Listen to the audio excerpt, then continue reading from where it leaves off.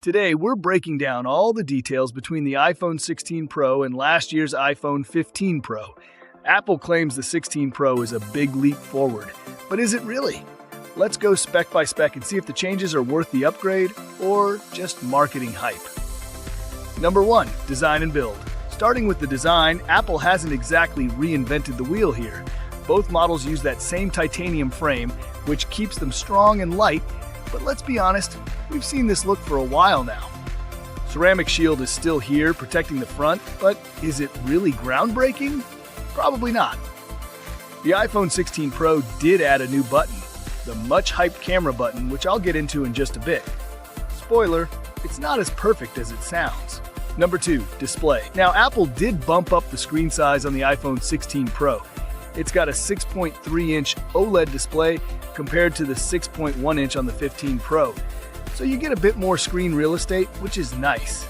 But both displays have the same ProMotion 120Hz refresh rate and a peak brightness of 2000 nits. So aside from that tiny bit of extra space, you're not getting anything radically new.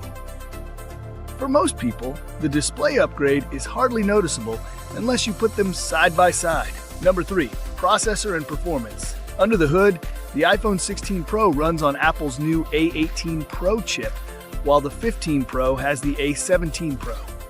The A18 Pro has better efficiency and should give you faster speeds. But let's be real here. The A17 Pro is already overpowered for most people. You're not going to notice massive speed gains in day-to-day use.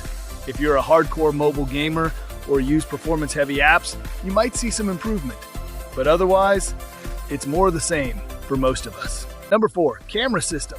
Now onto the cameras. A big selling point for both models. The iPhone 16 Pro takes it up a notch with a 48-megapixel Fusion main sensor, a 48-megapixel ultra-wide, and a 12-megapixel telephoto. It also offers zoom options of 0.5x, 1x, 2x, and 5x optical zoom. Meanwhile, the 15 Pro has a 48-megapixel main sensor, a 12-megapixel ultra-wide, and a 12-megapixel telephoto, with zoom options of 0.5x, 1x, 2x, and only up to 3x. So yes, you get better zoom on the 16 Pro, but let's not pretend the 15 Pro's camera suddenly became obsolete. Both are powerful setups, and the extra zoom is only relevant if you're super into photography. Number 5, new camera button. Alright, let's talk about that new camera button on the iPhone 16 Pro. Apple made a big deal about this button. It lets you open the camera app, adjust zoom, and snap a photo with a single press. Sounds a bit catchy, right? Well, according to some users, this button is positioned so low on the phone's side that it's way too easy to press by accident. Just picking up your phone might trigger it, and before you know it, you've got a blurry shot of your desk or your feet. Some people are already calling it the accidental photo button. If you get the 16 Pro, prepare to see a lot of unintentional pictures in your gallery. It's a great idea in theory, but the execution? Questionable. Number 6, connectivity. On the connectivity front, the iPhone 16 Pro has an advantage with Wi-Fi 7, while the 15 Pro is limited to Wi-Fi 6E. Now, here's the thing. Wi-Fi 7 is still pretty rare in most households and public spaces. It'll eventually become more common, but for now, it's hardly a must-have feature. So if you're expecting blazing fast speeds everywhere you go, that Wi-Fi 7 upgrade may not be as game-changing as Apple wants you to think. Number 7, Apple Intelligence. Apple also hyped up its new Apple Intelligence feature this year, and boy, they had gone all out with the announcements. At the Worldwide Developers Conference, WWDC, they introduced it with the tagline, "With great power comes great privacy." Sound familiar? Yeah, it's a bit of a twist on Uncle Ben's classic, "With great power comes great responsibility" line to Peter Parker in Spider-Man. Looks like Apple might have taken some inspiration from Marvel there. Or maybe Uncle Ben went corporate and passed the line to Apple's marketing team. This is not a major point of difference since both models support it. So if you're eyeing the iPhone 16 Pro just for the AI boost, you'll find the same functionality on the 15 Pro. This is one area where Apple's marketing might make it sound exclusive, but it's really not. Number 8, battery life. Battery life is another area where Apple promises improvements.